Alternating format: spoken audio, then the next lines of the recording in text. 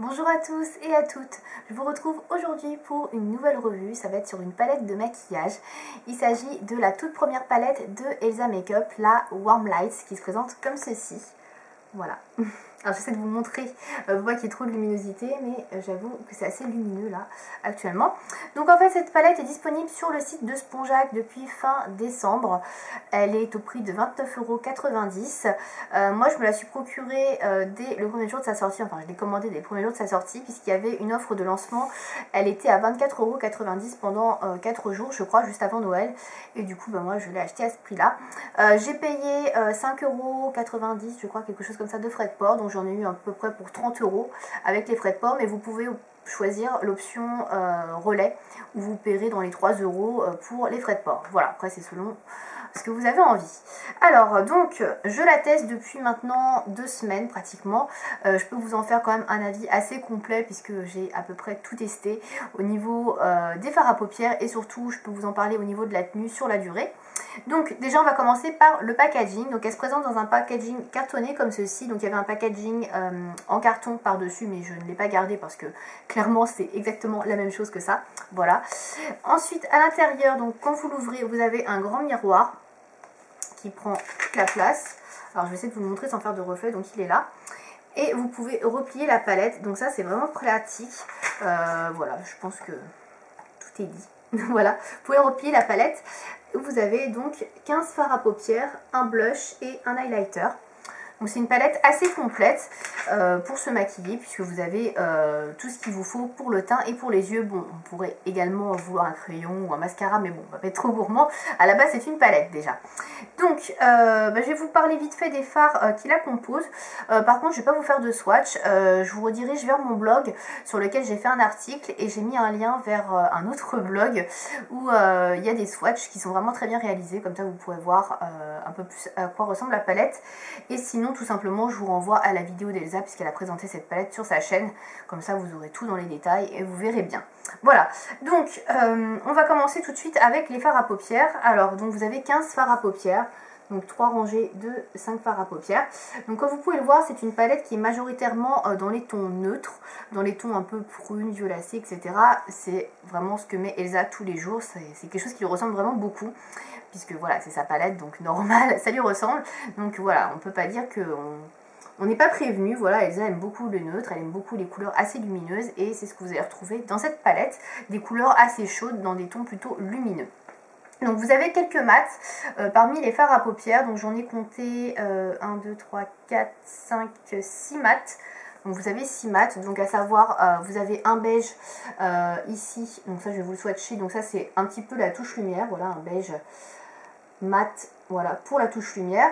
Vous avez également donc ce fard marron qui est cowboy, qui est mat, le fard caramel qui est un marron caramel clair, le mauve qui est également mat, le marron foncé ici, le country, je ne sais pas si vous allez voir ici, le Vampy, voilà, ceux-ci ce sont des fards mat. Voilà, donc ça c'est plutôt pas mal pour mettre dans le creux, etc. Pas avoir un maquillage complètement irisé. Donc les restes des fards, c'est soit du irisé, soit du satiné. Pour certains on en a entre les deux, pour certains on est vraiment très irisé. Il n'y a pas de pailleté et ça franchement super parce que je n'aime pas du tout les paillettes. Donc ça me convient très très bien. Donc je vais passer rapidement sur les couleurs puisque bon, comme vous pouvez le voir, il y a quand même pas mal de choix au niveau des neutres. Donc moi le fard que je préfère dans cette palette, enfin les fards que je préfère dans cette palette, il y a le fard lumière qu'on peut utiliser en touche lumière, donc qui se présente comme ceci, qui est une sorte de champagne irisé très très joli. Il est super lumineux et il met bien en valeur le creux interne de la paupière. Donc voilà, il est comme ça. Voilà, je trouve qu'il est vraiment super joli. Sinon, dans les fards lumineux que j'aime beaucoup, il y a le gold. Je ne suis pas très doré, mais celui-ci je trouve qu'il est vraiment bien réussi. C'est un magnifique doré. Voilà, il est comme ceci, il n'est pas trop jaune, il est vraiment très très beau. Et je trouve qu'avec des yeux bruns ou avec des yeux marrons, des yeux marrons plutôt, et des yeux verts comme les miens par exemple, je trouve que c'est une couleur qui va super bien. Pareil pour les yeux bleus, en fait le doré c'est vraiment une couleur qui, quand elle n'est pas trop jaune, met quand même bien en valeur à peu près tous les iris. Et c'est vrai que voilà, j'ai beaucoup apprécié cette couleur là.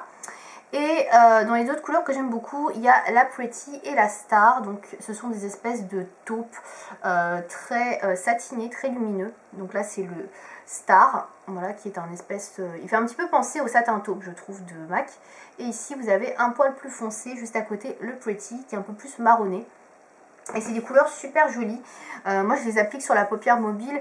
Ça apporte beaucoup d'éclat, beaucoup de lumière. Alors il n'y a peut-être pas beaucoup de différence entre les deux, mais vous voyez, il y en a un qui a un poil plus foncé. Donc celui-ci c'est le Star et celui-ci c'est le Pretty qui est un peu plus foncé. Voilà. Et c'est des couleurs que je trouve vraiment très très jolies. Et pareil, je trouve que ça flatte vraiment très bien les iris marron ou les iris verts. Donc voilà, c'est vraiment très sympa.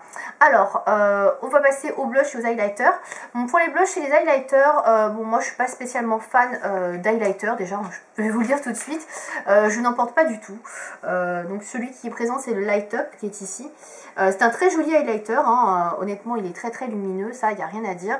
Il met très bien en lumière, voilà, sur le visage, il est super joli. Moi je m'en sers plutôt en touche lumière, voilà, quand j'utilise pas le fard lumière j'utilise celui-ci parce qu'il est vraiment très bien pour ça aussi, puisque je ne mets pas d'highlighter. Après un highlighter je pense qu'il doit être très très bien, mais moi l'highlighter c'est pas trop mon truc.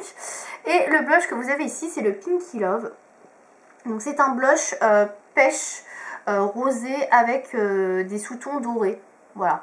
Alors, c'est le genre de couleur que je porte en blush. J'ai de la chance parce que je ne porte que des trucs un petit peu pêche orangé.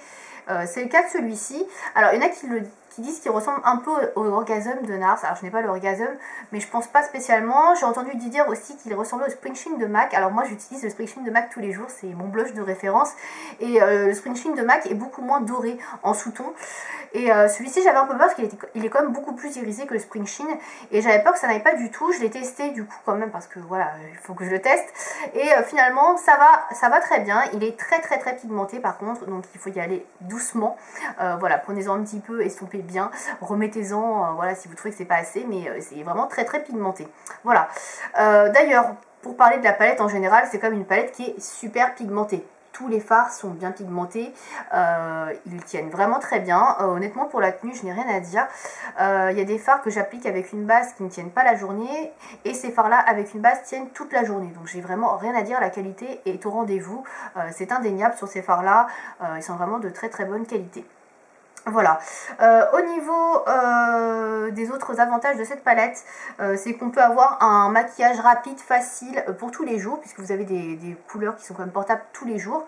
Vous pouvez faire également des maquillages un peu plus soutenus, des smokies, des choses comme ça avec les fards un peu plus foncés qui sont ici. Ça c'est vraiment super pratique. Après c'est pas une palette que j'emmènerai en voyage parce que déjà elle est assez grande. Je pense que ça se voit quand même par rapport à ma tête.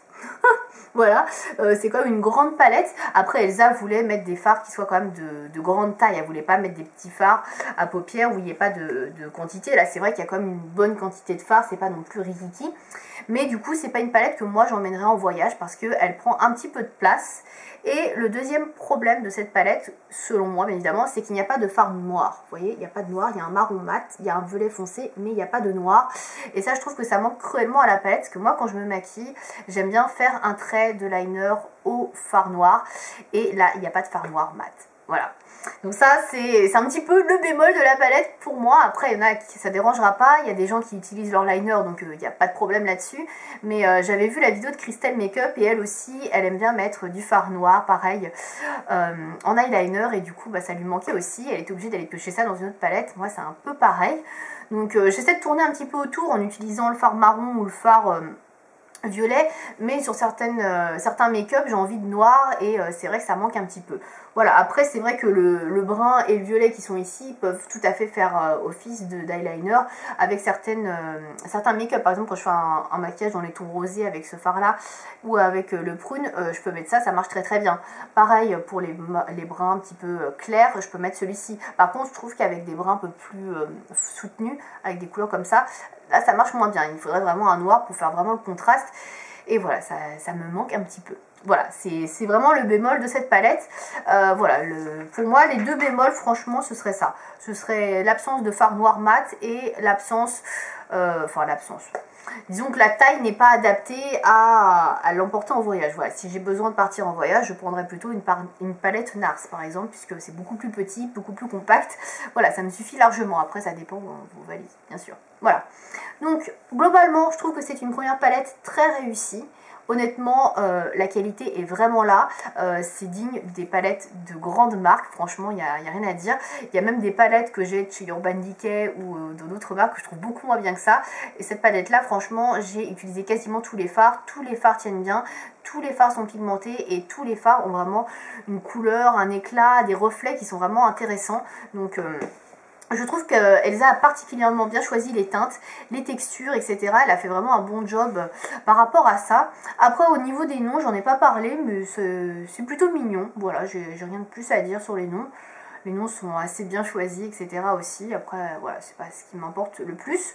Le packaging est super sympa quand vous vous maquillez chez vous. Vous avez un grand miroir, il est joli, ça, il n'y a rien à dire. Mais voilà, c'est pas pratique à emporter. Pour finir, est-ce que c'est une palette que je vous recommande? Alors je vous dirais oui parce qu'elle n'est pas super chère, elle est à 30 €, clairement 30 € pour 15 fards à paupières de cette qualité, un highlighter plus un blush. Je trouve que c'est pas du vol du tout. Au contraire, vous avez des palettes qui sont beaucoup plus chères, je pense notamment à certaines palettes de chez Urban Decay qui sont au moins à 40-50 € et qui sont de qualité similaire, voire même des fois un peu moins bien. Au niveau par exemple des fards, de la texture, ils sont un petit peu chuteux, ceux-là ne font pas de chute pratiquement, donc franchement voilà, ils sont vraiment top. Voilà, donc moi j'aime beaucoup cette palette, je pense que vous l'aurez compris. Je vous la conseille si vous cherchez une palette de neutre un peu classique ou des neutres assez chauds, des fards assez lumineux quand même, puisque la majorité des fards sont quand même des fards satinés ou irisés. Je vous la conseille fortement. Voilà, je pense que c'est une palette qu'il faut avoir dans sa collection si vous n'avez pas trop de maquillage, évidemment. Si vous avez déjà plein de trucs, c'est pas super utile. Mais si vous cherchez une palette de neutre où vous avez tout sous la main pour vous maquiller dès le matin rapidement, je pense que cette palette-là est faite pour vous. Voilà, je pense que j'ai fait le tour. Si vous avez d'autres questions par rapport à cette palette, n'hésitez pas à me demander ça dans les commentaires. J'y répondrai avec plaisir. Et je vous dis à bientôt pour une prochaine vidéo. Salut!